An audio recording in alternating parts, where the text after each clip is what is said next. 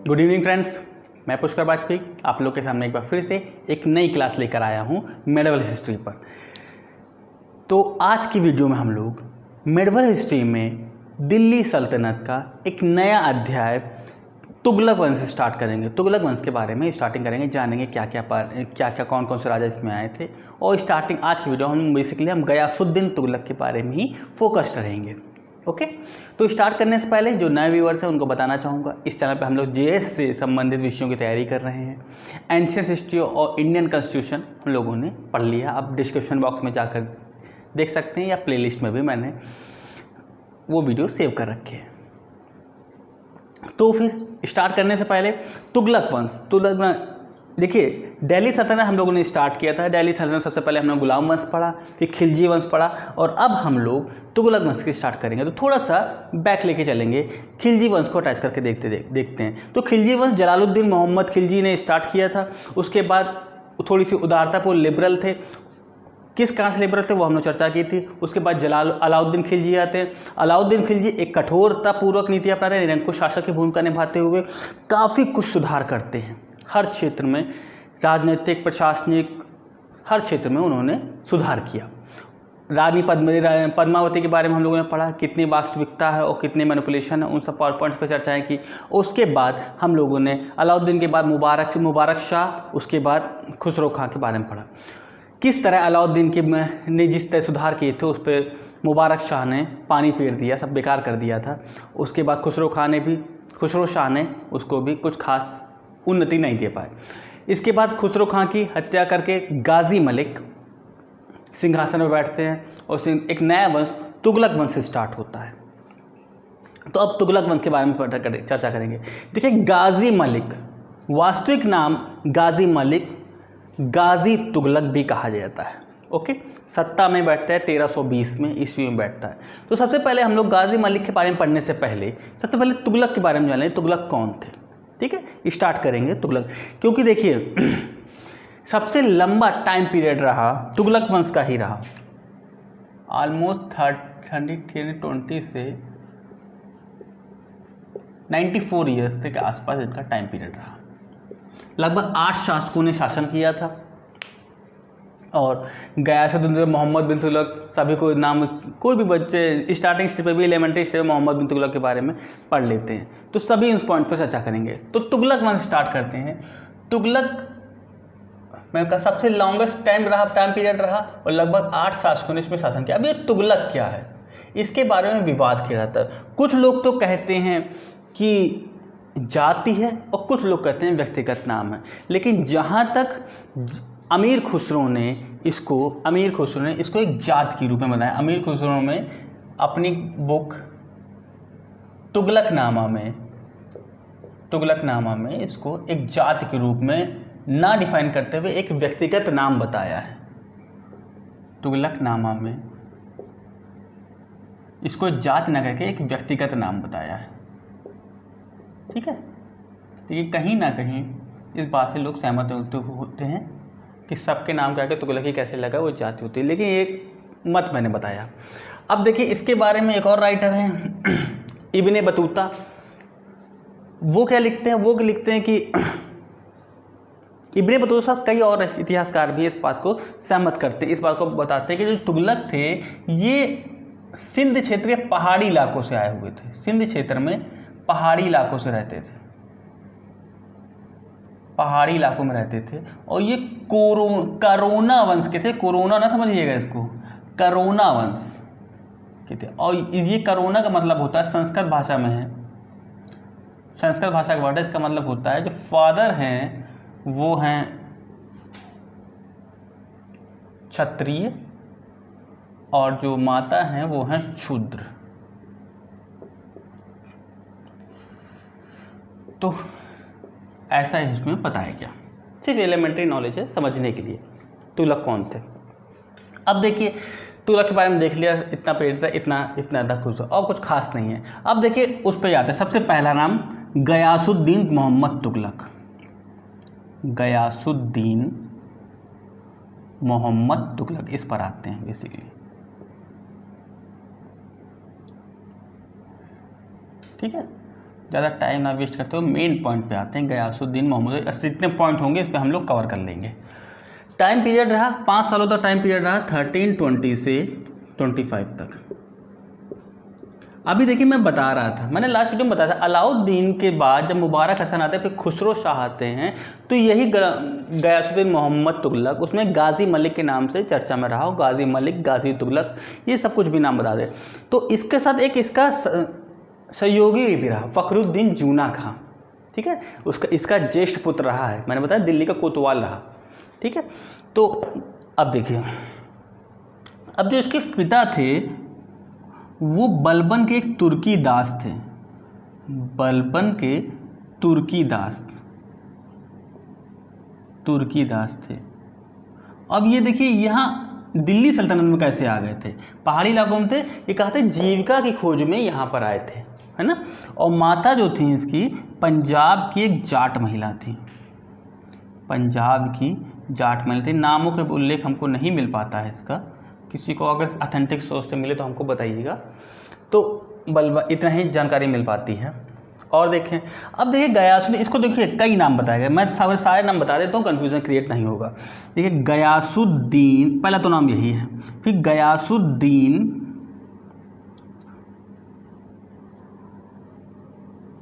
मोहम्मद शाह, गयासुद्दीन मोहम्मद शाह। जब वो गद्दी पर बैठता है तब ये उपाधि धारण करके इस नाम से गद्दी पर बैठा।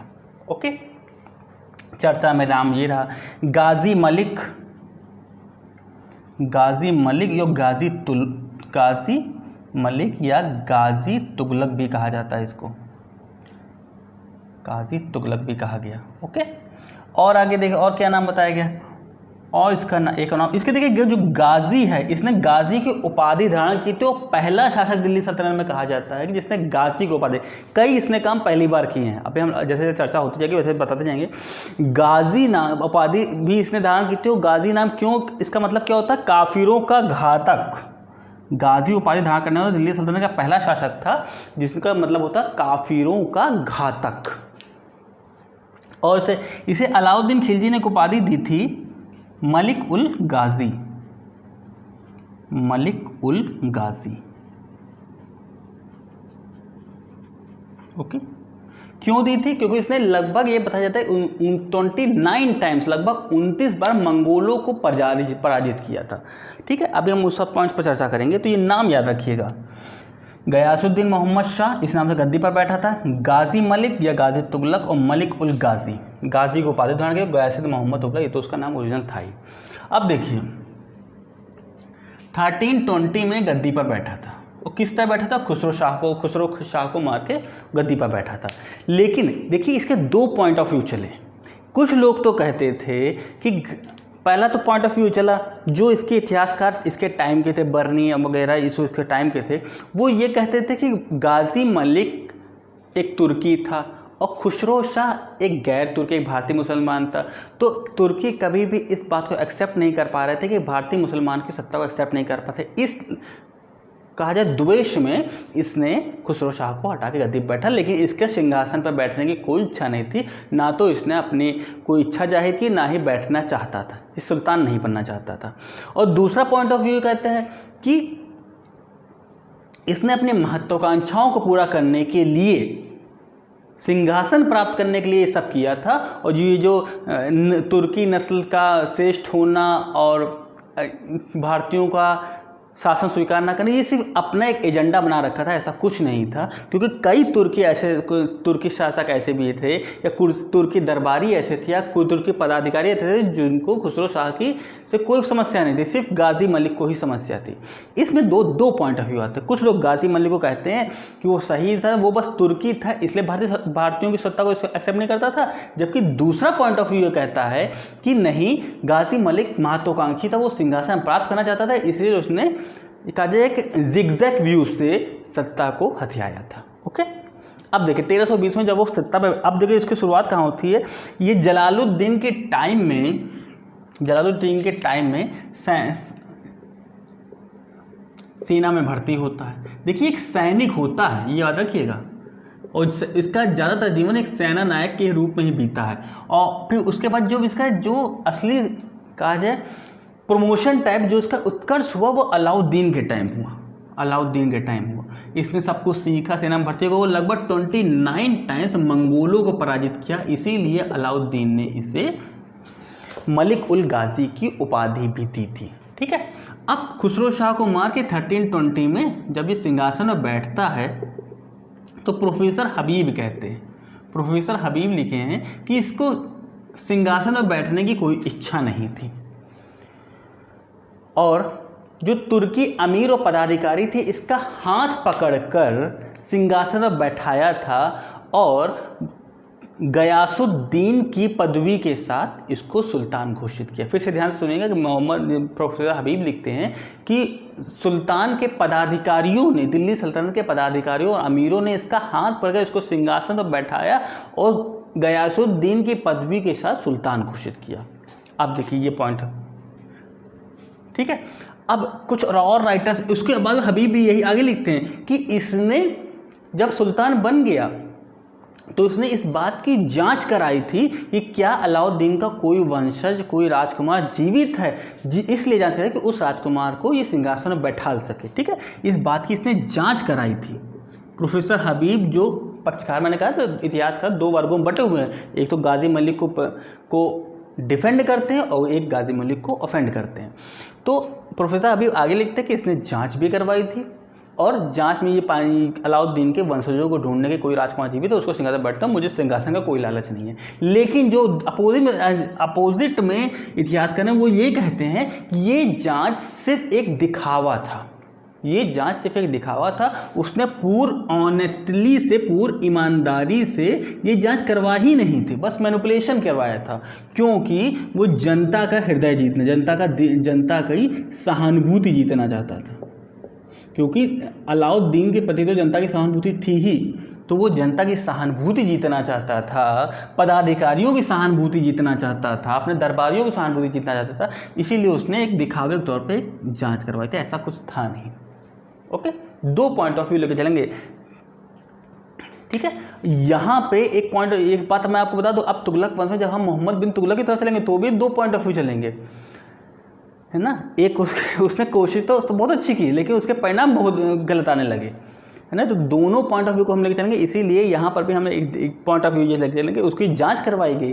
कुछ राइटर्स कहते हैं उसने पॉजिटिव वे में जांच कराई, कुछ कहते हैं नहीं उसने बेईमानी जांच करवाई थी, ऐसा कुछ था ही नहीं, उसने पूर्ण ईमानदारी से जांच करवाई ही नहीं थी, क्योंकि वो बस ये जांच एक दिखावा था, एक छलावा था जनता की सहानुभूति को जीतने के लिए, और कुछ नहीं था। अब 1320 में ये सिंहासन पर बैठ गया, कोई मिलेगा ही नहीं, कोई मिला नहीं, कोई राजकुमार अलाउद्दीन का वंशज से कोई मिला नहीं। अब जब ये सिंहासन में बैठ गया तो इसके पास 3 तरह की समस्याएं आ चुकी थी, 3 तरह की समस्या। सिंहासन पर बैठना तो सरल है, पहली देखिए राजनीतिक, ठीक है, दूसरी प्रशासनिक, और थर्ड वन है आर्थिक।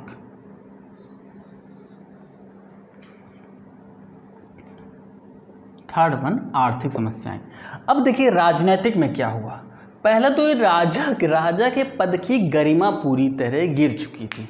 अब राजा कोई समझ ही नहीं रहा था, क्योंकि अलाउद्दीन के बाद सुल्तान के पद की गरिमा जिस प्रकार गिरी वो तो आपने चर्चा की। जब एक राजा ऐसे है जो नग्न होकर दरबार में दौड़ा करते थे, वैश्यागमन करते थे, मदिरापान करते थे, स्त्रियों और पुरुषों, नागरिक स्त्रियों पुरुषों की संगति पसंद करते थे, इस तरह की कार्य प्रणाली से, इस प्रकार के हरकतों से आपके पद की गरिमा गिरती है। यही हुआ मुबारक शाह के साथ, और उसके बाद खुसरो खां तो खैर उनका मैटर ही दूसरा था। तो इस तरह राजनीतिक पद की गरिमा चली गई, और जब गरिमा के साथ साथ जब शासन सही कार्य नहीं करेगा तो प्रशासन भी बेकार हो जाएगा, सारी प्रशासनिक प्रणालियाँ सब बेकार हो गई, मतलब कृषि, उद्योग सब बेकार हो गए।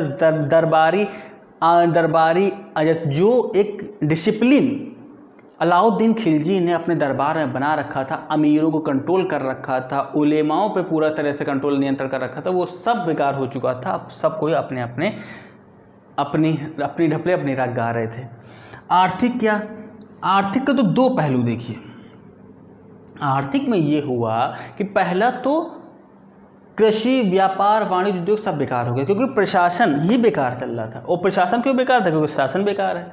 शासन और प्रशासन दोनों बेकार, इसलिए सारी नीतियाँ जो पॉलिसी बेकार हो गई, राजस्व वसूल नहीं हो पा रहा था, सेना में गड़बड़ी हो रही थी, ओके, हद राजस्व वसूल नहीं हो पा रहा है, पूरी तरह से उन पर नियंत्रण नहीं है, किसानों पे, इक्तेदारों पर पूरी तरह से नियंत्रण नहीं, इससे सारी पूरी थी कि रेवेन्यू पॉलिसी पूरी तरह चौपट हो गई। यानी कि कहा जाए रेवेन्यू पॉलिसी क्या, पूरा इंडस्ट्रियल यानी कि इकोनॉमी पूरी थी, अर्थव्यवस्था पूरी तरह से खराब हो गई। अब दूसरा पॉइंट ये है, गवर्नमेंट के पास जो इनके शासन के पास जो इनका वो था, कहा जाए इनके पास जो राजस्व रेवेन्यू इकट्ठा था, जो इनके पास फंड था, वो भी मुबारक शाह ने पूरी तरह उड़ा दिया था। वो तो मैंने देखा कि किस तरह उसने पैसा उड़ाया था, अपने को सुल्तान साबित करने, अपव्ययतापूर्ण पूरा धन लुटा दिया उसने, पूरा धन उसने लुटा दिया। अब सरकार का खजाना भी खाली पड़ा हुआ है, रेवेन्यू पॉलिसीज़ भी बेकार हो गई हैं, मतलब सुल्तान को कोई सुल्तान समझ नहीं रहा है, दरबारी अपनी राग गा रहे हैं, पैसा ना हमारे पास बचा हो, ना ही आ रहा है, वसूल भी नहीं हो रहा, सब कुछ ध्वस्त पड़ा है ना। अब इस तरह की स्थिति में गयासुद्दीन तुगलक सुल्तान बन के आया। इसने थोड़ा सा सुधार करने की कोशिश की और काफ़ी हद तक पॉजिटिव वे में सुधार की गाड़ी को ट्रैक पर ले भी आया। देखिए, क्योंकि ये एक तुर्की था, तो पदाधिकारियों, जनता की सहानुभूति पाने के लिए इसको ज़्यादा टाइम नहीं लगा, ठीक है, ज़्यादा टाइम इसको नहीं लगा, क्योंकि जनता के सामने तो इसको यहीं से मिलने लगी थी, है ना। और पदाधिकारियों से उसने कैसे किया कि जितने भी खुसरो शाह के टाइम के पदाधिकारी थे उनको रिप्लेस कर दिया, उनको निष्कासित कर दिया और अपने समर्थकों को, अपने प्रिय पदाधिकारियों को दरबार में बैठाया। तो इस तरह उसने एक अच्छे दरबार में सुल्तान के पद का प्रशासन को सुधार लिया और धीरे धीरे जो नीतियाँ अप्लाई करने लगे, ये कहा जाए उन नीतियों के बारे में जब हम यहाँ पे चर्चा करेंगे नेक्स्ट साल में, तो उससे सुल्तान की गरिमा बढ़ने लगी। सुल्तान की गरिमा धीरे धीरे इतनी बढ़ने लगी कि धीरे धीरे सुल्तान को जनता समर्थन देने लगे। ये इसीलिए कहा भी जाता है कि जो दिल्ली सल्तनत में भौतिक समृद्धि सर्वाधिक जनता को प्राप्त हुई, वो गयासुद्दीन तुगलक के टाइम पे प्राप्त हुई। क्यों प्राप्त हुई, उन सब पॉइंट पर चर्चा करेंगे। किस तरह सुल्तान ने अपनी राजनीतिक गरिमा को बनाया, क्योंकि देखिए अब लोग सुल्तान तो उसको समझने लगे थे, है ना। प्रशासन को भी उसने अपने पदाधिकारियों को, अपने मंत्री, अपने कैबिनेट बना के कंट्रोल में कर लिया था और जनता के समर्थन पर आकर सुल्तान की गरिमा को एक स्थिरता प्रदान कर दी थी। अब जब आर्थिक सुधार करेगा तो सुल्तान के प्रति जनता के मन में सम्मान की भावना आ जाएगी। वो उसने आर्थिक सुधार कौन कौन से किए थे, उन सब पॉइंट्स पे हम लोग चलेंगे, नेक्स्ट स्लाइड में चर्चा करेंगे। एक पॉइंट मैं आपको और बताना चाहूँगा, जिस विषाद पे मैं पढ़ा रहा हूँ या जिस रूटीन पे मैं पढ़ा रहा हूँ, फैक्चुअल के साथ साथ डिस्क्रिप्टिव भी कवर हो रहा है, ठीक है। तो आप ये मत सोचिए कि जो मैं कहा जाए कुछ पॉइंट्स मैं एक्स्ट्रा बता देता हूँ, जैसे हर दिल्ली सल्तनत के हर राजा का या हर शासक का मैं वैल्यूएशन करता हूँ लास्ट में, कौन सी अच्छी पॉलिसी थी, कौन सी खराब पॉलिसी। जैसे ये 2 पॉइंट्स ऑफ व्यू पे लेके चल रहा हूँ, मोहम्मद बिन तुगलक आएगा तो उसके भी हर पॉइंट पे, हर पॉलिसी पे उसका कहा जाए क्रिटिसाइज़ करने की कोशिश करूँगा जो राइटर बता रहे हैं। तो इससे आपका डिस्क्रिप्टिव माइंडसेट हो रहा है, ओके। तो थोड़ा मैंने स्टार्टिंग पीरियड पे भी कहा था कि थोड़ा सा टाइम दीजिए। जब आप अपनी स्टडी को टाइम देंगे ना, तो धीरे धीरे आपका एक माइंड मेकअप बनने लगेगा। माइंड मेकअप जैसे जैसे बनेगा वैसे वैसे आपको एक समझ पैदा होगी। ज़रूरी नहीं कि हर चीज़ में आप one word question, one liner question ही पढ़ें, ऑब्जेक्टिव टाइप क्वेश्चन ही पढ़ें। इससे आपकी कभी समझ, माइंड मेकअप कभी नहीं होता। बस आपको अगर वैसा क्वेश्चन मिल गया आप आंसर कर सकते हैं, लेकिन आपको कभी भी उस चीज़ की अंडरस्टैंडिंग नहीं आ पाएगी, कभी भी आप तुलनात्मक व्यू नहीं। और जब तक आप कंपैरिजन नहीं कर पाएंगे, डिस्क्रिप्टिव नहीं पढ़ेंगे, तब तक आप किसी भी क्वेश्चन को मेरे हिसाब से थोड़ा सा भी अगर ऑब्जेक्टिव क्वेश्चन में उसने कंफ्यूज किया तो आप उसका आंसर नहीं कर सकते, ओके। तो ये आपसे रिक्वेस्ट है, थोड़ा सा टाइम दिए, थोड़े से वीडियोस को कंटिन्यूटी बना के रखे, देखा करिए, उससे आपको एक समझ पैदा होगी, ओके। तो अब हम लोग चलेंगे नेक्स्ट स्लाइड में, जहाँ हम गयासुद्दीन तुगलक की पॉलिसीज़ पे जो उसने सुधार किए थे उन सब पॉइंट्स पे थोड़ा सा ब्रीफली देखने की कोशिश करेंगे, क्या क्या थे, उसके क्या क्या परिणाम हैं, किस तरह उन्हें अलाउद्दीन और कहा जाए मुबारक शाह के दोनों की पॉलिसीज़ के बीच का रास्ता अपनाया था, ओके। चलेंगे नेक्स्ट स्लाइड में। हम लोग गयासुद्दीन के प्रारंभिक जीवन के बारे में और उसके जब वो सिंहासन पर बैठ जाता है तो उसके सामने क्या क्या प्रॉब्लम्स आती हैं, उन सब के बारे में हम लोगों ने एलिमेंट्री देखा। किस तरह उसने सुल्तान की गरिमा, सुल्तान के जनता का विश्वास जीतता है, अपने पदाधिकारियों को अपने पदाधिकारियों के रूप में अपने समर्थकों को नियुक्त कर देता है। अब बात रही सत्ता की या फिर राज्य की अर्थव्यवस्था को सुधारने की। जो उसकी कुछ पॉलिसीज़ थी उसको उसने सुधारने की कोशिश की। जैसे अब सबसे पहले हम लोग देखते हैं आर्थिक जो इकोनॉमिक पॉलिसी थी उसने इसमें कैसे सुधारा। देखिए ज़्यादातर पॉइंट मैं बोल के समझाऊंगा, ठीक। अब देखिए आर्थिक रूप में क्या था, मुबारक शाह ने अपने जो राजकोष थे उसको अपव्ययतापूर्ण लुटा दिया था, सारी जागीरें लुटा दी थी, राजकोष खाली हो चुके थे, ओके। और प्रशासनिक तंत्र इतना गड़बड़ हो चुका था कि वसूली हो नहीं पा रही थी। सब कोई तो मुबारक शाह के का दौर देखने में इंटरेस्टेड थे, तो कहाँ से वसूली होगी। और इसी के बाद खुसरो खां भी कुछ खास नहीं कर पाया, खुसरो खां भी कुछ खास नहीं कर पाया।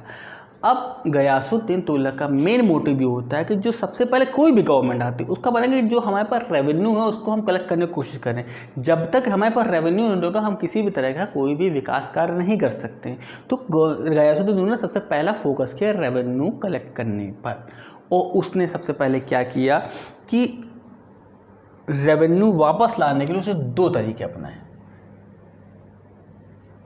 पहला उसने क्या किया कि एक जांच कमेटी बनाई और जांच करवाई। जिन पदाधिकारियों या अमीरों के पास, देखिएगा, जिन पदाधिकारियों या अमीरों के पास ठीक है जांच कराई, जिन पदाधिकारियों अमीरों के पास जो विशेषाधिकार थे वसूली के और जो जागीरें मिली थी या इक्तेदारी मिली थी उनकी जांच करें, उनकी वैधता की जांच करें यदि वो अवैध पाए गए, ठीक। क्योंकि मुबारक शाह के टाइम पे तो खैरात बढ़ रही थी, जिसको जो पड़ा वो उठा के ले चला गया। इस चक्कर में कुछ लोगों ने अवैध रूप से इक्तेदारी ले ली, जागीरें ले ली, अपने विशेषाधिकार अपने नाम करवा लिए, क्योंकि उसकी तो पॉलिसी सबको खुश करना। सबको खुश करने चक्कर में उसने कुछ लोगों ने उसके बात का नाजायज़ फ़ायदा भी उठा लिया।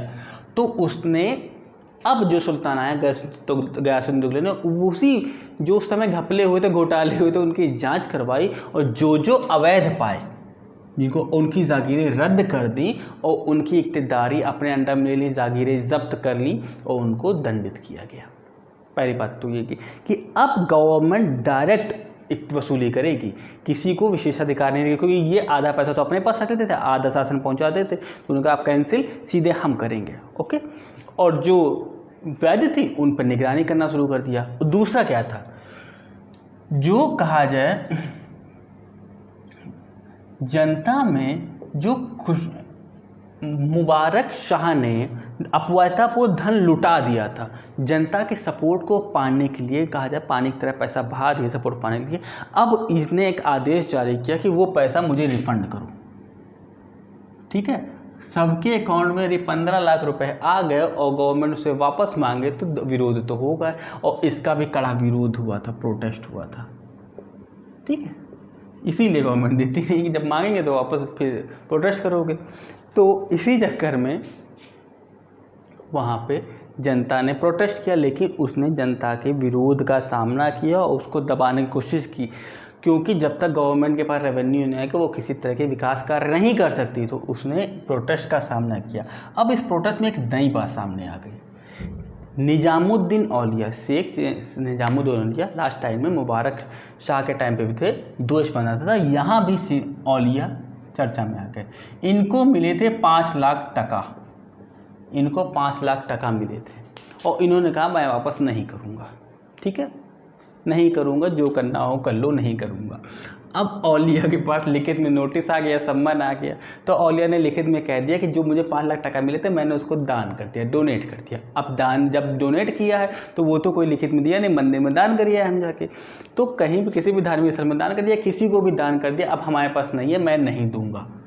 इस तरह इससे सुल्तान बहुत नाराज़ होते हैं इससे मतलब, और इसको दंडित करने का प्लान बनाते हैं। लेकिन इस औलिया को कई धार्मिक वर्गों का समर्थन प्राप्त है और जनता में भी प्रिय था।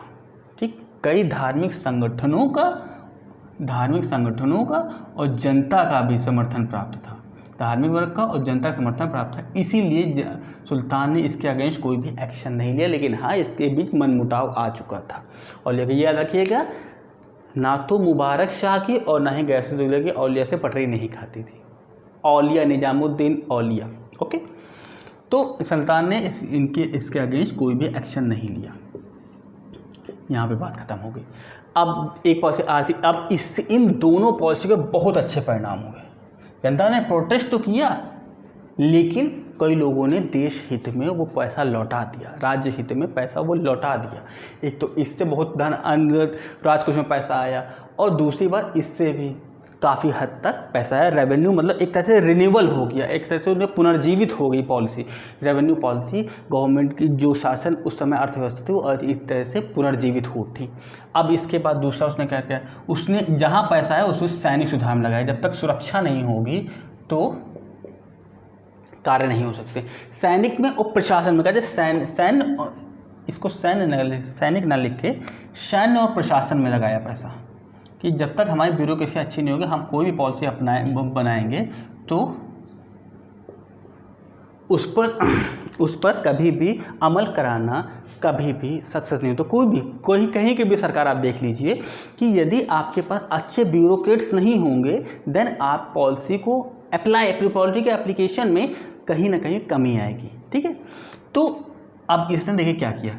शुरुआत से ये सैनिक था गया, तो उसको सैनिकों के प्रति कुछ ज़्यादा ही स्नेह था। और बर्नी ने इसके बारे में लिखा भी है। बर्नी ने कहा है कि सुल्तान का सैनिकों के प्रति स्नेह अपने माता पिता से भी ज़्यादा था। ओके, सुल्तान का सैनिकों के प्रति स्नेह अपने माता पिता से भी ज़्यादा था, ऐसा बर्नी ने लिखा है। तो उसने सैनिकों के संबंध में काफ़ी सुधार तो किए, और जैसे उनके वेतन बढ़ोतरी की, और इक्तेदारों या वित्तीय विभाग को ये वो दिया, कहा जाए निर्देश दिया कि जो सैनिकों को जो वेतन विड्रॉ होता है उससे कमीशन लेने की एक परंपरा टाइप की, कुप्रथा टाइप की चल गई थी, उसको रोक दिया कि सैनिकों को पूरा वेतन विड्रॉ किया जाएगा। ओके, और लेकिन सुधार किए थे, मैंने कहा था सुधार किए। अलाउद्दीन और मुबारक शाह के ना तो बिल्कुल निरंकुश शासक था और ना ही पूरा उदारवादी था, उसने बीच की पॉलिसी अपनाई थी। उसने हुलिया प्रथा जो अलाउद्दीन ने शुरू की थी उसको भी अप्लाई कर रखा, और घोड़े दागने की प्रथा भी उसने अप्लाई कर रखी। इन दोनों को नहीं हटाया। जो सही पॉलिसीज थी उनको कभी छेड़छाड़ नहीं की, जो बंद की वो गलत पॉलिसियाँ बंद की। अभी हम लोग और चर्चा करते जाएंगे। और देखिए सैनिक प्रशासन, और इसने डाक व्यवस्था, देखिए यातायात में सड़कें बहुत बनवाई, देखिए जहाँ पैसा मिला तहाँ उसने यातायात के सड़कें बनवाना शुरू कर दिया, नहरें बनवाना शुरू कर दिया। ये कहा जाए दिल्ली सल्तनत में नहरें बनवाने वाला प्रथम शासक गयासुद्दीन तुगलक ही था। डाक व्यवस्था को सुधार किया, अब डाक व्यवस्था में क्या सुधार किया, पहले जो डाक कर्मचारी और घुड़सवार होते थे 7 से 8 मील पर एक टोली टाइप की रखी होती थी, लेकिन अब ये हो गया कि 2 से 3 मील पर घुड़सवार और कर्मचारी नियुक्त कर दिए कि सूचनाओं का आदान प्रदान तत्काल हो पाए। अब तो खैर व्हाट्सएप का टाइम है, तत्काल पैसा पहुंच जाता है, लेकिन पहले इतना नहीं था। तो उसके कारण अब इनके जीवन की एक घटना भी है, सूचनाओं के कारण नहीं वो फेल हो जाता है एक अपने सैन्य अभियान में। Just minute. तो इसीलिए उसने डाक व्यवस्था में सुधार किया। ठीक है, कितना पर्याप्त है। उसने कर्मचारी के क्षेत्र में सुधार किया। अब जो मोस्ट इम्पॉर्टेंट जो उसका कृषि में एक अतुलनीय सुधार किया, कृषि क्षेत्र में एक अतुलनीय सुधार किया। एक आपको एक पॉलिसी बताएं, आज के भी सरकार में ऐसा होता है कि सरकार हर विभाग को जो उनके रेवेन्यू वाले डिपार्टमेंट्स होते हैं उसमें एक टारगेट सेट कर देते हैं। टारगेट सेट करते हैं कि इतना सपोज करिए 100 करोड़ या 150 करोड़ इतना आपको रेवेन्यू कलेक्ट करके देना है। ठीक है, उसी अकॉर्डिंग विभाग अपनी पॉलिसी डिटरमाइन करता है, उसी अकॉर्डिंग कार्य करता है, उसी अकॉर्डिंग सब पर अपने डेट वाइज टारगेट सेट करते हैं, सबको अपने टारगेट बांट दिए जाते हैं। ये गवर्नमेंट में भी होता है, प्राइवेट सेक्टर में होता है, गवर्नमेंट सेक्टर में भी ऐसा होता है। तो कृषि विभाग में एक बार मैंने पॉइंट ऑफ समझा दिया, वो जहाँ पे अप्लाई होगा। कृषि विभाग में इसकी जो पॉलिसी थी वो किसानों के हितों की संरक्षण की पॉलिसी थी, किसानों के हितों की संरक्षण कर रहा था वो चाहता था, तो इसलिए उसने को संरक्षण करना चाहता था, इसलिए उसने जो दीवान ए वजारत, जो दीवान ए वजारत वित्त विभाग होता तो उसका एक निर्देश दिया था, जो पर ईयर पर इक्तेदारी से जो हमको लगान वसूल होता है उसमें जो बढ़ोतरी करी जाएगी वो 1/10 से 1/11 से अधिक नहीं होनी चाहिए, अधिक ना हो। ठीक है, यही बात कि हर साल जैसे सपोज कोई एक साल टारगेट हमने 100 करोड़ सेट किया तो अगले साल 110 होगा, ज़्यादा टारगेट नहीं करना। उसका कहना था कि यदि आप किसानों पे ज़्यादा कर का बोझ डालेंगे तो वो शोषित होने लगेगा, वो विद्रोह करने लगेगा, वो कहा जाए अपने पूर्ण क्षमता से कार्य नहीं करेगा। ठीक है, तो उसने कहा एक निश्चित टारगेट रख दिया जाए, उसके अकॉर्डिंग ही वो अब टैक्स भरेगा। और उसने इसीलिए किसानों के हितों के संरक्षण करने की नीति अपनाई। और उससे क्या किया, उसने किसानों को, अब देखिए इसका बहुत ही पॉजिटिव रिजल्ट ये आया कि किसानों को अब ज़्यादा लगान देना नहीं पड़ता था, तो उनकी इनकम होने लगी। उनकी इनकम से क्या हुआ कि उन्होंने कृषि क्षेत्र में विस्तार किया, किसी क्षेत्र में विस्तार किया, किसी क्षेत्र में विस्तार किया। और कहीं के बंजर भूमि जो पड़ी थी अभी तक उसमें भी कृषि होने लगी। अब इससे क्या प्रॉफिट हुआ, इससे प्लस पॉइंट हुआ कि गांव बसने लगे। अब गांव बसने लगे, जब गांव बसने लगेंगे तो जनसंख्या वहाँ पर रहने लगी, उससे साथ यहाँ पे मार्केट डेवलप हो गई, उद्योग डेवलप हो गए, व्यापार वाणिज्य होने लगा। तो देखिए सिर्फ इतना से हमने टैक्स कम किया था, उसके देखिए कितने अर्थशास्त्र के अकॉर्डिंग कितने पॉजिटिव रिस्पॉन्स आने लगे। इधर ये सड़कों यातायात तो गांव में डेवलप कर ही रहे थे पैसे से, थोड़ा सा हमने किसानों को प्रॉफिट दिया।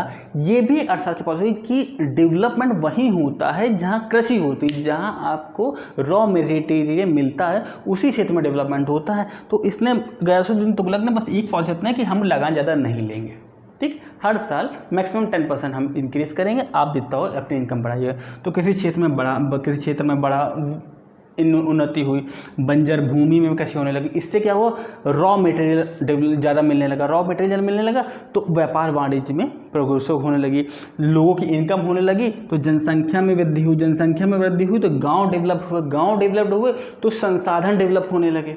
ओके, और अब जब व्यापार वाणिज्य उद्योग सब सहमत हो, जब डेवलप हो जाएंगे तो कई इसके इनकम के सोर्स बन जाएंगे, है ना। जब यहाँ पे लोग सेल्स करेंगे तो बिक्री कर देंगे, व्यापार वाणिज्य होगा तो तरह तरह के कर देना शुरू कर देंगे। ओके, तो देखिए एक बहुत अच्छी डिसीजन कहा जाए कृषि क्षेत्र में उसने लिया, उसने किसानों के क्षेत्र में कहा जाए एक एक्सेप्शनल डिसीजन उसने लिया और किसानों के हितों के संरक्षण दी। और इसीलिए कहा गया, इन्हीं सब कारणों से कहा गया कि गयासुद्दीन तुगलक के टाइम में जनता सब सर्वाधिक भौतिक समृद्ध थी, पैसा उनके पास था। सिर्फ इसने एक जनता के नज़र में एक ही आया जो उसने पैसा वापस मांग लिया था, लेकिन उसके जो रिजल्ट्स दिए वो काफ़ी अच्छे रहे। इसीलिए उसने इस प्रकार की पॉलिसी से जनता के हृदय में अपनी एक अलग स्थान बना लिखा था, एक राज सुल्तान की जो गरिमा थी उसको पुनर्स्थापित कर लिया था।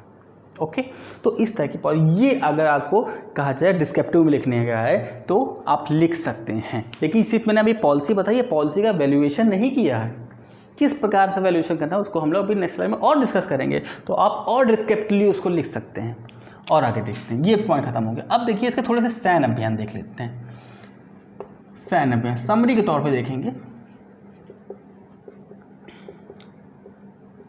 पहला था वारंगल का, तेलंगाना की राजधानी वारंगल। राजा वही प्रताप रुद्र देव। अलाउद्दीन के बाद इसने अपने आप को स्वतंत्र घोषित कर लिया था और कर नहीं भेजा था। देखिए ये साउथ का है, दक्षिण का। अलाउद्दीन की क्या पॉलिसी थी, दक्षिण के राज्यों को अपने अधीन नहीं कर रहा था, बस वो कह रहे थे कि दिल्ली सल्तनत में नहीं मर्ज कर रहा है कि सिर्फ अधीनता स्वीकार कर उनको टैक्स भेजते रहे। तो प्रताप देव रुद्रदेव ने अपने आप को स्वतंत्र घोषित कर लिया। तो गयासुद्दीन तुगलक ने अपने पुत्र जूना खां को, जिसको उसने उल्लूक खां की उपाधि दी थी, जूना खां को भेजा था। अब देखिए जूना खां को आई थिंक 1321 के आसपास भेजा था, हो सकता है गलत हो लेकिन देख लीजिएगा 1321 के आसपास भेजा था। अब 21 में जब इसको भेजा 6 महीने तक जूना खां इसके किले के बाहर डेरा डाल के बैठा रहा। रुद्र प्रतापदेव सरेंडर करना चाहता था लेकिन कुछ शर्तें रखना चाहता था, सशर्त संधि करना चाहता था, लेकिन जूना खां कहता नहीं हमने आपको घेर रखा है तो हमारे अकॉर्डिंग ही शर्तें होंगी। उसने कहा नहीं होगा कुछ नहीं, हम आप आज सरेंडर करिए नहीं तो हम अटैक कर देंगे। 6 महीने तक किए रहे। अब जब उस संधि का प्रस्ताव ठुकराया तो प्रताप रुद्रदेव को आ गया आवेश, गुस्सा आ गई और गुस्सा में उसने क्या किया कि जितने जो घेरा डाले बैठे थे ना, इनके जितने भी चारों तरफ मार्ग थे उन सबको काट दिया, मार्गों को काट दिया, बंद कर दिया या काट दिया। अब इससे क्या हुआ कि इनसे दिल्ली से संबंध टूट गया। दिल्ली जाने वाला रास्ते को जो पुलिया बनी, जो पुल बना था उसको डिस्ट्रॉय कर दिया। अब दिल्ली जाने से ना तो दिल्ली की सूचना यहाँ पा रही हो ना ही यहाँ की सूचना दिल्ली जा पा रही है। जो कनेक्टिविटी थी, जो नेटवर्क था वो उसने तोड़ दिया। अब इससे क्या हुआ, एक अफवाह उड़ी, एक र्यूमर उड़ी कि गयासुद्दीन तुगलक मर चुके हैं, मृत्यु हो गई, ऐसे सुल्तान की मृत्यु हो गई।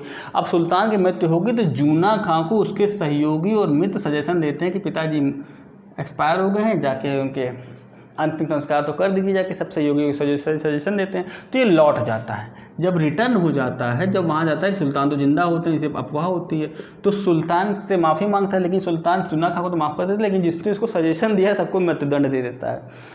अब 1323 में फिर से ये आता है और देखिए सुल्तान ने इस समय क्या सुधार कर रखा था, डाक सुधार में सुधार कर रखा था। 2 से 3 मील पर हर घुड़सवार और हर कर्मचारी नियुक्त कर रखा है कि आप सूचनाएं देते रहेंगे। तो जब 1323 में जाता है वापस, दोबारा जूना खां जाता है, तो इस बार उसने पूरी तैयारी की थी। अब जो रोड्स हैं उसकी सिक्योरिटी में भी पूछे प्रबंध कर रखे थे। अब लगभग 3 महीने तक डेरा डालता है और प्रतापदेव समर्पण कर देता है। प्रतापदेव समर्पण कर दे के उसको कैद करके वापस दिल्ली लाते हैं।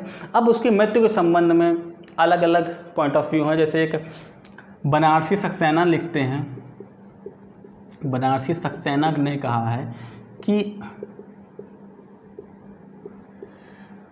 कि प्रताप रुद्रदेव को कैद कर लिया गया था और उस कैद या तो उसको कैद कर लिया गया था या उसने सुसाइड कर लिया था। और एक और राइटर हैं, उनका नाम है बनारसी ईश्वर चंद्र, ऐसे कुछ राइटर का नाम है, नाम नहीं याद आ रहा मुझको, तो ठीक है, बनारसी सक्सेना है और दूसरे राइटर हैं, मुझे नाम है, दो पॉइंट ऑफ व्यू। एक तो उसने कहा कैद करके मर गया था और एक राइटर कहते हैं कि वो उसको छोड़ दिया था, वो एक अधीनस्थ शासक के रूप में रहा और स्वाभाविक मृत्यु मर गया। 2 पॉइंट ऑफ व्यू बताते हैं, लेकिन पॉइंट ऑफ व्यू ज़्यादा इंपॉर्टेंट नहीं, इंपॉर्टेंट बात है इसके बाद क्या हुआ। वारंगल का नाम बदल के अब गयासुद्दीन ने उसका नाम रख दिया सुल्तानपुर नाम रखा। और ये पहला स्टेट था दक्षिण का जिसको दिल्ली सल्तनत में मर्ज कर लिया गया। ये इंपॉर्टेंट बात है, पहली बार दिल्ली दक्षिण का कोई राज्य दिल्ली सल्तनत में मर्ज किया जा रहा। अभी तक अलाउद्दीन ने कभी मर्ज नहीं किया था, सिर्फ अधीनता स्वीकार की थी। लेकिन यहाँ पे एक और पॉइंट आता है कि इसके बाद जाजनगर या नाम रखती है, जाजनगर है और किसी अलग अलग राइटर ने अलग अलग नाम लिखा कर रहा है। जाजनगर किसी ने लिखा उड़ीसा और किसी ने लिखा है उत्कल। ये तीनों एक ही अभियान है। कौन थे? भानुदेव द्वितीय के अगेंस्ट ये अभियान किया था, क्योंकि उसने प्रताप रुद्रदेव की सहायता करने की कोशिश की थी, इसलिए इसके अगेंस्ट अभियान किया था और जूना खां को भेजा। जूना खां ने इसको पराजित किया। और इसके बारे में मैं क्यों बता रहा हूँ, क्योंकि यहाँ भी एक पॉइंट आता है राजमुंदरी का अभिलेख। राजमुंदरी का लेख से ये जानकारी मिलती है और राजमुंदरी लेख में जूना खां को दुनिया का खान कहा गया है। बस यही पॉइंट फैक्चुअल है कि राजमुंदरी लेख में जूना खां को, जिसको उलूग खां की उपाधि दी गई थी, उसको दुनिया का खान बताया गया, राजमुंदरी का अभिलेख। इसके बाद देखिए कई हुए। देखिए अब इसके बाद मंगोलों का आक्रमण हुआ, तो सुल्तान उसको पराजित किया। और इसके बाद एक गुजरात सैन्य अभियान था जिसमें मलिक शादी को भेजा था, लेकिन मलिक शादी की मृत्यु हो जाती है, इसलिए गुजरात अभियान विफल हो जाता है। ओके, जो इम्पोर्टेंट है वो तो मैंने बता दिया। गुजरात, अब देखिए मंगोल आक्रमण, इसमें गयासुद्दीन तुगलक जीता था। उसके बाद गुजरात अभियान, जिसमें मलिक शादी को भेजा, जिसमें मलिक शादी की मृत्यु हो जाती है, गुजरात अभियान कहा जाए विफल हो जाता है। ओके, अब एक और अभियान चलते हैं, गुजरात नहीं बंगाल। अब बंगाल देखिए, बलबन के टाइम कौन था, बुगरा खां को नियुक्त कर रखा था। अब बुगरा खां का एक वंशज है शमशुद्दीन फिरोज खान, शमशुद्दीन फिरोज खान। इसके वंशजों में अब लड़ाई हो रही है। कौन कौन से वंशज है, 4 लोग हैं, 4 लोग हैं। कौन है, एक हैं शहाबुद्दीन, नाम याद रखिएगा, शहाबुद्दीन बुगरा शाह, नाम पूरा मैं लिख नहीं रहा हूँ, शहाबुद्दीन बुगरा शाह। दूसरा नाम है नासिरुद्दीन। थर्ड नाम है गयासुद्दीन बहादुर, गयासुद्दीन बहादुर। और फोर्थ नाम है कुतल खां। इन तीनों में सत्ता को लेकर लड़ाई हो रही है और इनके सबके जो फादर हैं वो शमशुद्दीन फिरोज खान, बलबन वो बुगरा खां के वंशज। अब देखिए इन तीनों सब में लड़ाई हो रही होती है और सब में जब लड़ाई होती है सत्ता को लेकर, तो गयासुद्दीन बहादुर जीत जाता है और सत्ता पा लेता है। लेकिन नसरुद्दीन जो होता है ये जाता है दिल्ली और दिल्ली से गयासुद्दीन से हेल्प मांगता है कि हमको सत्ता चाहिए, इन्होंने अन्याय किया है, ये हमारा हिस्सा ले लिया। तो सुल्तान और गयासुद्दीन के बीच में लड़ाई होती है और सुल्तान हार जाता है। यहाँ पे सुल्तान गयासुद्दीन बहादुर हार जाता है और अब यहाँ पे बंगाल पे जो अधिकार होता है वो किसका अधिकार हो गया, गयासुद्दीन का। लेकिन गयासुद्दीन का तो अधिकार हो गया, लेकिन गयासुद्दीन खुद सुल्तान ना बन करके नासिरुद्दीन को ही सुल्तान बना देता है। लखनौती जो बंगाल की उस समय तत्कालिक राजधानी होती है, वहाँ पे इसको अपन कहा जाए सुल्तान शासक बना देता है। लेकिन वहाँ के जो सिक्के प्राप्त होते हैं उसमें गयासुद्दीन और नसरुद्दीन दोनों के नाम लिखे हुए, तो ऐसा माना गया है, ऐसा राइटर्स मानते हैं कि दोनों का संयुक्त शासन वहाँ पे रहा बंगाल का तत्कालिक रूप से। अब देखिए गयासुद्दीन, ये बंगाल उसका लास्ट अभियान था। इसके बाद ही एक प्लानिंग के तहत उसकी मृत्यु होती है। तो बंगाल में गयासुद्दीन का लास्ट अभियान था, लेकिन जब लौटते वक्त उसने तिरहुत को भी अपने अधिकार में ले लिया था, जिसको मिथिला कहा जाता है। अब मैंने ये क्यों बात बताई, क्योंकि फर्स्ट टाइम दिल्ली सल्तनत उत्तरी बिहार की सीमा की तरफ एंट्री ली थी। उत्तरी बिहार की तरफ फर्स्ट टाइम दिल्ली सल्तनत ने उत्तरी बिहार से बाहर गए थे। ओके, ये से देखिए नॉर्मली तो क्वेश्चन इस तरह पूछ जाते हैं, राजमुंदी का लेख कहाँ मिला था, लेकिन कभी कभार ऐसा क्वेश्चन पूछ लेते हैं कि किस शासक ने फर्स्ट टाइम दक्षिण के किसी राज्य को दिल्ली सल्तनत में मर्ज किया था। डीप क्वेश्चन, यदि आप डिस्क्रिप्टिव नहीं पढ़ेंगे तो इस तरह क्वेश्चन आप बीट नहीं कर सकते, इसीलिए मैं हमेशा सजेस्ट करता हूँ आप डिस्क्रिप्टिव पढ़ें। अब देखिए इसमें मैंने इतने डीपली हम लोगों ने पॉलिसीज पर डिसाइड किया और समरी के तौर पे उसके जो सैन्य अभियान थे उस पर देख लिया। वारंगल का और बंगाल का यही इंपॉर्टेंट है। गुजरात उसका पहला ऐसा अभियान रहा जो विफल हो गया था। अब नेक्स्ट हम लोग साइड में चलेंगे। अब देखिए जब ये लौट रहा है तो एक साजिश के तहत, षड्यंत्र के तहत उसकी मृत्यु हो जाती है गयासुद्दीन तुगलक की, जिसका श्रेय जाता है जूना खां को, उसके पुत्र, ज्येष्ठ पुत्र को जूना खां को। और किस तरह मृत्यु होती है, राइटर्स के क्या पॉइंट ऑफ व्यू, कुछ राइटर्स एक षड्यंत्र के रूप में बताते हैं, कुछ लोग कहते हैं एक नॉर्मल मृत्यु थी। उसमें क्या क्या पॉइंट्स ऑफ व्यू हैं उस पर हम लोग मृत्यु पर चर्चा करेंगे और साथ ही साथ गयासुद्दीन के जीवन का वैल्यूएशन करने की कोशिश करेंगे, जो उसने कार्य किए उसके क्या प्लस पॉइंट रहे, क्या नेगेटिव पॉइंट रहे, कैसा है उसके शासक के रूप में उभरा, उन सब पॉइंट्स पर चर्चा करेंगे। चलेंगे नेक्स्ट स्लाइड में। के आगे बंगाल अभियान के आगे, बंगाल के अभियान से आगे जब बंगाल को जीतता है, नसरुद्दीन को शासक नियुक्त कर देता है और संयुक्त शासक की भूमिका के रूप में बंगाल उस समय लखनौती डिफाइन किया जाता है। अब लौटते टाइम वो मिथिला तिरहुत में जीत को अधीन करता है, क्योंकि फर्स्ट टाइम दिल्ली सल्तनत की जो सीमा है वो उत्तरी बिहार तक एक्सटेंड हुई। अब उसके बाद देखिए जब बंगाल से वो रिटर्न हो रहा था, यहीं से उसकी मृत्यु की कहानी लिखी गई। तो जब वो बंगाल से रिटर्न हो रहा था तो उसको सूचना मिलती है कि जूना खां आपकी अनुपस्थिति में अपने प्रभुत्व को बढ़ाने की कोशिश कर रहा है और उसने अपने समर्थन में एक अभियान, एक शक्तिशाली लोगों का एक दल बना लिया है। ठीक है, और साथ ही साथ देखिए जूना खां ने 2 एक्टिविटी की हैं। पहली बात तो ये है कि एक दल बना लिया है और दूसरी बात ये कि औलिया का शिष्य बन गया, निजामुद्दीन औलिया का शिष्य बन गया है ना। और यहाँ पे एक निजामुद्दीन औलिया एक भविष्यवाणी करते हैं कि जल्द ही जूना खां सुल्तान बनेगा।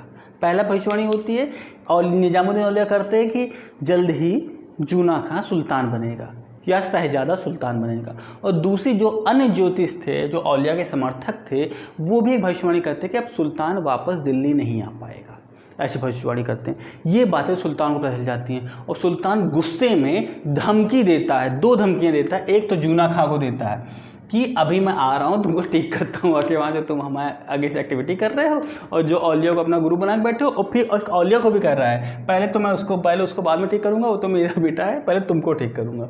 और बहुत तेज़ी से दिल्ली की तरफ निकल पड़ता है। लेकिन इसके जवाब में जो औलिया इसको जवाब देते हैं कि हुनूज दिल्ली दूर अस्ता, काफ़ी पॉपुलर डायलॉग है। अभी दिल्ली दूर है। औलिया बस इतना लिख बताते हैं कि हुनूज दिल्ली दूर अस्ता, मतलब अभी दिल्ली दूर है। अब जब वो दिल्ली के पास आता है तो लगभग 6 किलोमीटर दूर एक अफगानपुर जगह है। अफगानपुर जगह पर जूना खां एक लकड़ी का महल बनवाता है।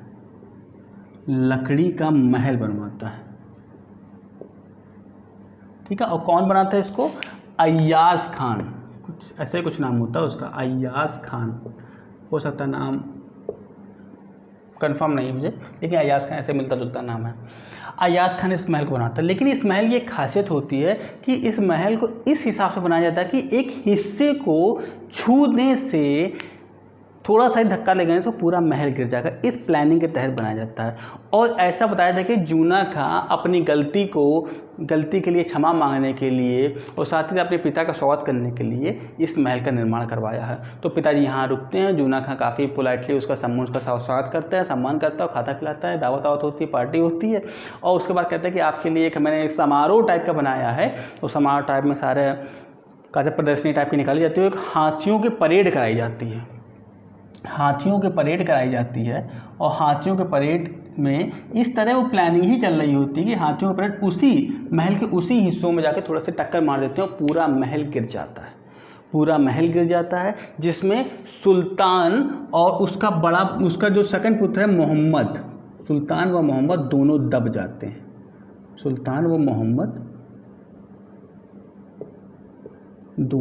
जाते हैं। अब इसके बाद राइटर्स लिखते हैं कि जूना खां जानबूझकर अपने सैनिकों के जो उसने अपना दल बना लिया था, उनको जानबूझकर मलबा हटाने की परमिशन देर से देता है कि लोग जो दबे हैं वो मर ही जाएं। अब जब मलबा हटाया जाता है तो सुल्तान जूना खां को अपनी तरफ झुके हुए देख पाता है। तो ये समझता है कि जूना खां उसको बचाने की कोशिश कर रहा है, असल में जब बचाने की नहीं। दो राइटर मैंने बताया ना, 2 पॉइंट ऑफ व्यू चल रहे हैं। एक तो कह रहा है कि वो जूना खां सुल्तान को बचाने की कोशिश कर रहा था, और दूसरा कहता है कि सुल्तान ने वो बस जताने की कोशिश कर रहा था कि बचाने की कोशिश कर रहा है। ऐसा कुछ नहीं था। 2 पॉइंट ऑफ व्यू चलते हैं। अब देखिए सुल्तान और मोहम्मद मारे जाते हैं यहाँ पर। अब कुछ राइटर इस बारे में लिख देते हैं कि इसमें इस कहानी का इसमें क्या सच्चाई थी। इसमें एक ये जो कहा जाए सुल्तान का प्रधानमंत्री भी था, लेकिन प्रधानमंत्री को तात्कालिकता उस समय वो नमाज़ पढ़ने गया हुआ था, तो वो सच्चाई का पता लगा ही नहीं पाया कि क्या हुआ था। ऐसा 1 या 2 राइटर ऐसा लिखते हैं कि सुल्तान का प्रधानमंत्री तात्कालिक समय पर सुल्तान के साथ गया था, लेकिन जिस समय परेड निकली थी वो नमाज़ पढ़ने गया हुआ था, इस कारण वो सच्चाई पता नहीं लग पाई। अब कुछ राइटर्स लिखते हैं कि जानबूझ के वो मारा गया था, एक षड्यंत्र था, और कुछ लोग कहते हैं ऐसा नहीं, एक स्वतः था। अब देखिए 2 पॉइंट ऑफ व्यू देखिए, जैसे इब्ने बतूता और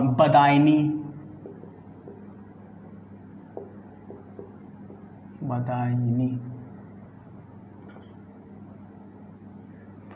सही है, ठीक है, बदायूनी। और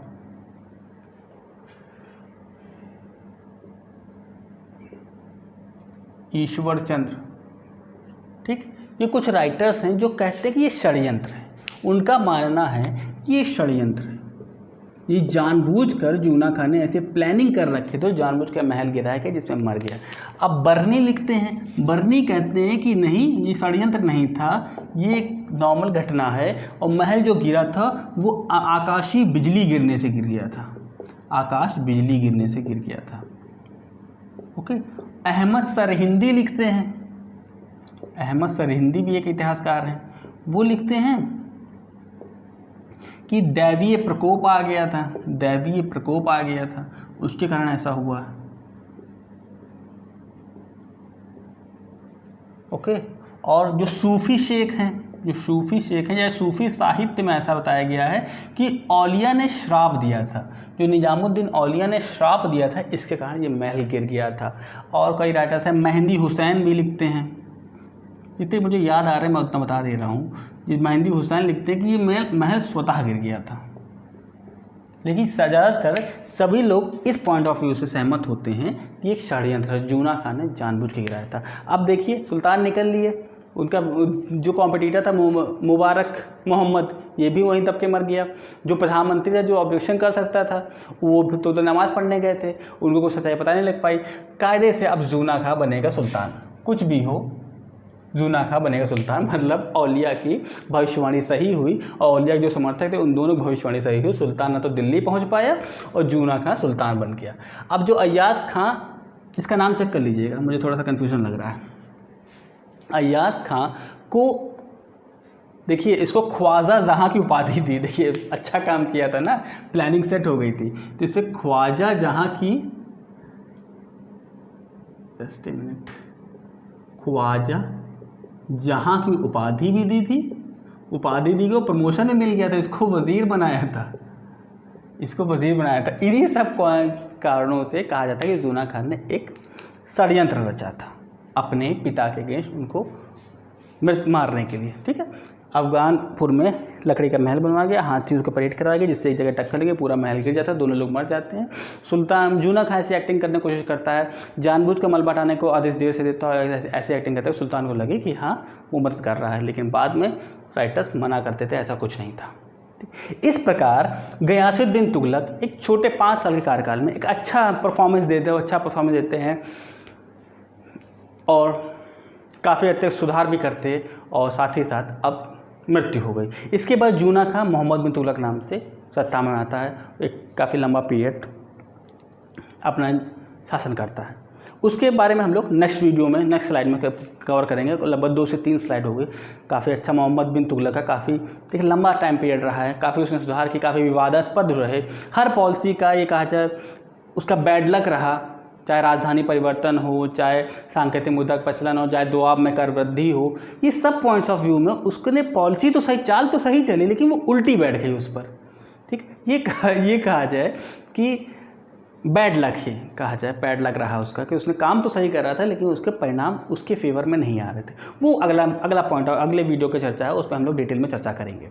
तो आज की वीडियो में यहाँ पे हम लोग गयासुद्दीन तुगलक समाप्त करते हैं, लेकिन एक थोड़ा मैंने कहा था एक डिस्क्रिप्टिव पॉइंट कवर करने की कोशिश करेंगे कि क्या पॉलिसी रही, वैल्यूएशन करने की कोशिश करेंगे गयासुद्दीन तुगलक की। पहला तो देखिए, जनता भौतिक रूप से बहुत समृद्ध हुई, उनके पास पैसा आने लगा, इसलिए समृद्ध हुई। मैंने बताया कि क्योंकि उसने कृषि में, सबसे पहले कृषि में एक कहा जाए बहुत ही पॉजिटिव वे किसानों के हितों की संरक्षण करने की कोशिश की, और साथ ही साथ किसानों को लगान कम कर दिया। उससे कृषि में बढ़ावा मिला, लोगों के जीवन स्तर में वृद्धि हुई, और जैसे मैंने बताया कि जैसे जैसे रॉ मटेरियल आता है एक पूरी अर्थव्यवस्था सुधरती चली जाती है, उससे एक अर्थव्यवस्था में बहुत अच्छा पॉजिटिव वे में सुधार आया। ये उसका सबसे बड़ा अच्छा पॉइंट देखने को मिला। दूसरा पॉइंट देखने को करते हैं, उसने एक अपने दिल्ली पर एक तुगलकाबाद, लोग कहते हैं तुगलकाबाद एक महल है, लेकिन तुगलकाबाद महल नहीं था, ये एक दुर्ग था। दुर्ग का मतलब एक ऐसा घेरा टाइप का उसने बना दिया था और इसमें अपने महल और जितने भी राज थे सब बनाया था। ये इसको कहा जाता था तुगलकाबाद। पूरे में एक घेरा टाइप का था जिसमें उसने अपना महल और सब कोष, राजकोष सब कुछ बना रखा था। जितने भी उसका कुल मिला के पूरा सचिवालय इसके अंदर ही था, पूरा राजधानी थी। तुगलकाबाद राजधानी है और पूरा सचिवालय उसके अंदर है।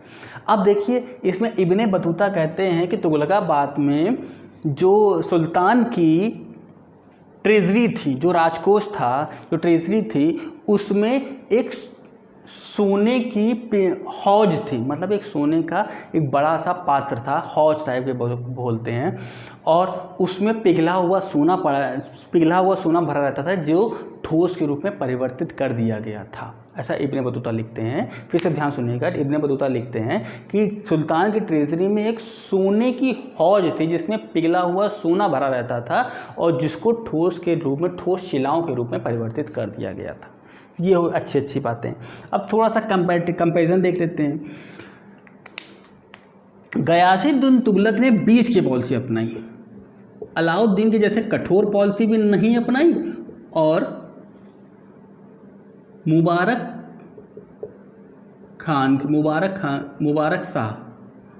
शाह की तरफ लिबरल पॉलिसी, उदारवादी पॉलिसी भी नहीं अपनाई। उसने बीच का रास्ता अपनाया। बीच का रास्ता अपनाया कि देखिए, किसानों के हितों का संरक्षण किया, ज़्यादा किसी को रेवेन्यू पॉलिसी नहीं अपनाई, ठीक है। सैनिकों को हुलिया लिखने की परंपरा करने रखी, सैनिकों और कर्मचारियों के हित में कार्य किए, ठीक है। रिफंड देखिए, इससे लिया कि इसकी उदारता ली, थोड़ी सी उदारता ली और साथ में जो त्याग दिया वो इसका जो रेवेन्यू अपव्ययतापूर्ण उड़ाया था इसको छोड़ दिया, ठीक। इसकी उदारता तो ली और साथ ही साथ जो एक्सपेंसेस थे उसको छोड़ दिया। और इनके रूल्स तो लिए, लेकिन अलाउद्दीन के रूल्स तो लिए, उसकी पॉलिसी लिए, लेकिन उसके जो रूल्स को अप्लाई करने की जो कठोरता थी उसको नहीं लिया, लेकिन क्या कठोरता पूरी तरह से नहीं लिया? नहीं। उसने अपने घोड़ा दागने की प्रथा, सैनिकों कल्याण की प्रथा, निर्माण की प्रथाएं, नीतियों को पूरे दरबार को सुल्तान के पद की गरिमा बनाने की प्रथाएं, ये सब अलाउद्दीन से ही ली थी। लेकिन उसने इसके शासनकाल में ये भी नहीं था कि कुछ आप क्राइम करोगे बच जाओगे। उसने अलाउद्दीन की ये पॉलिसी था, कठोरता की दंड देने की पॉलिसी भी अलाउद्दीन के अकॉर्डिंग थी। यदि कोई गलती करता था तो उसको दंड पूरी तरह से दिया जाता था, उसको क्षमा की कोई गुंजाइश नहीं थी। इसलिए कहा गया गयासुद्दीन काफ़ी अच्छी पॉलिसी थी। एक बार फिर समझिए, अलाउद्दीन से उसने घोड़ा दागने की प्रथा, हुलिया लिखने की प्रथा, सुल्तान के पद की गरिमा की प्रथा, है ना, ये सब एक्सेप्ट किया, लेकिन निरंकुशता नहीं ली, निरंकुशता को छोड़ दिया। साथ ही साथ दंड देने की प्रणाली भी ली। उसका कहना था कि यदि जनता विद्रोह करेगी, यदि हम पूरी तरह से निरंकुशता मान करेंगे तो जनता विद्रोह करेगी और विद्रोह के रूप में हमारे सैनिकों का नुकसान होगा, रेवेन्यू का नुकसान होगा और सबसे बड़ी बात विद्रोह तो मानेंगे जो हमारा लॉस होगा वो अपनी अर्थव्यवस्था का नुकसान होगा, तो वो नुकसान नहीं करना चाहिए। इसीलिए उसने इस तरह के अपने थे। लेकिन हाँ, जो क्राइम करता था उसको दंड बराबर दिया जाता था, ठीक है। इस तरह देखा जाए कि उसकी गयासुद्दीन ने अपने 5 साल के करियर में काफ़ी अच्छे सुधार किए, जनता को बिल्कुल एक अर्थव्यवस्था को बिल्कुल पुनर्जीवित करने के लिए पूरी भरसक प्रयास किए। लेकिन दुर्भाग्यवश अपने पुत्र के हाथों वो मारा गया।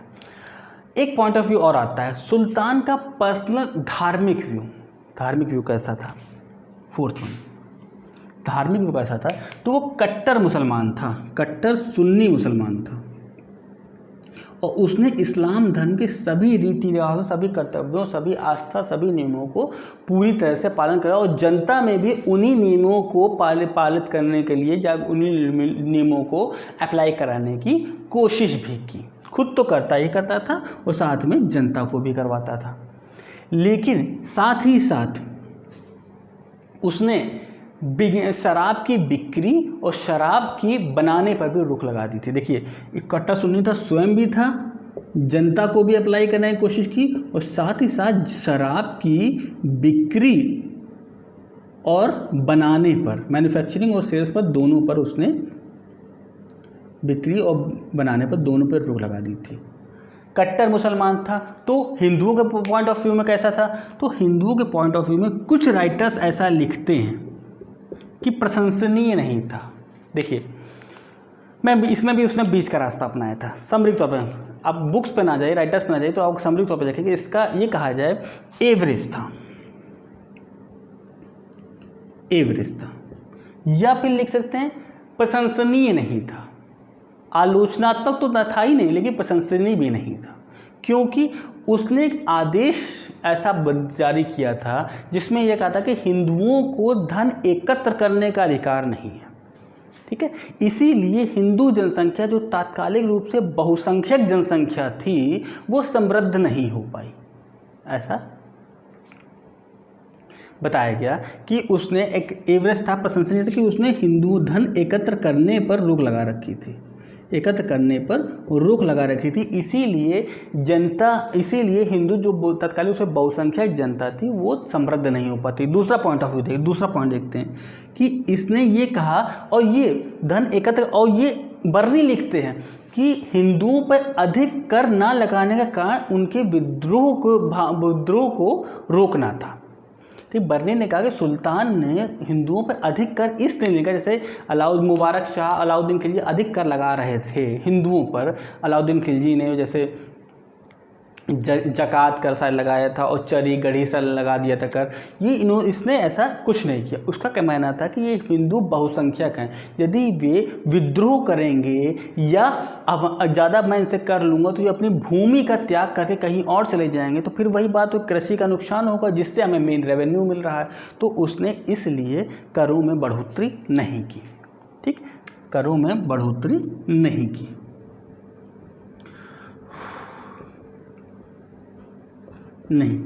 तो पहले धन एकत्र नहीं कर सकते थे और करों में बढ़ोतरी, दो ही पॉइंट ऑफ व्यू सामरिक तौर पर लिखने के लिए पर्याप्त है। तो ये कहा जाए हिंदुओं के प्रति इसका एवरेज व्यू ऑफ एवरेज रहा। तो आज के में गयासुद्दीन तुगलक के बारे में हम लोगों ने डिटेल में पढ़ा। अब इतना वीडियो देखने के बाद आपको एक पॉइंट ऑफ व्यू, एक दिमाग में एक प्रीव्यू बन जाएगा गयासुद्दीन तुगलक के बारे में कैसा था। आप अगर कुछ भी पॉइंट ऑफ व्यू पर क्वेश्चन आएगा तो आप उसको ब्रीफली, कम से कम नहीं पूरा 100% तो कम से कम 40% तो आप लिख ही सकते हैं इतना पढ़ने के बाद। ओके, तो ये मुद्दे पर चर्चा कर ली हम लोगों ने। जनता भौतिक रूप से सबसे सर्वाधिक समृद्ध हुई। तुगलकाबाद एक दुर्ग टाइप बनाया जिसमें उसका अंदर राजधानी, कैबिनेट वैबिनेट सब थे। इसके बारे में इब्ने बतूता लिखते हैं कि एक सोने की हौज से इसमें पिला हुआ सोना भरा रहता था जो शिलाओं के रूप में ठोस बन गया था। ओके, गया सिद्ध तुलन अलाउद्दीन और मुबारक शाह के नीतियों के बीच की पॉलिसी, अपनी मध्यवर्ती नीति अपनाई। कुछ चीज़ें अलाउद्दीन खिलजी से ली और कुछ ली मुबारक शाह से ली।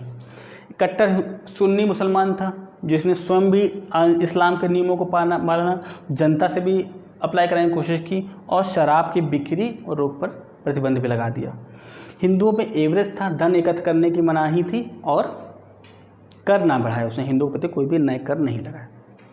ठीक है, तो आज के वीडियो हम लोग यही समाप्त करते हैं। आप लोग बने रहिए मेरे साथ। मैं धीरे धीरे मेडल हिस्ट्री का, कुछ स्टूडेंट्स की कंप्लेंट्स आई थी कि वीडियो थोड़ा सा डिले हो रहा है, तो मैं कोशिश कर रहा हूँ। मैंने बताया था कि कुछ कार्यों में व्यस्त होने के कारण ड्यूटी लग जाती है, इसके कारण रेगुलर वीडियो नहीं अपलोड कर पाते हैं। थोड़ा सा कॉम्प्रोमाइज़ करिए, मैं कोशिश करूँगा जल्द से जल्द अपलोड करता हूँ। तो मिलेंगे नेक्स्ट वीडियो में, तब तक के लिए गुड नाइट।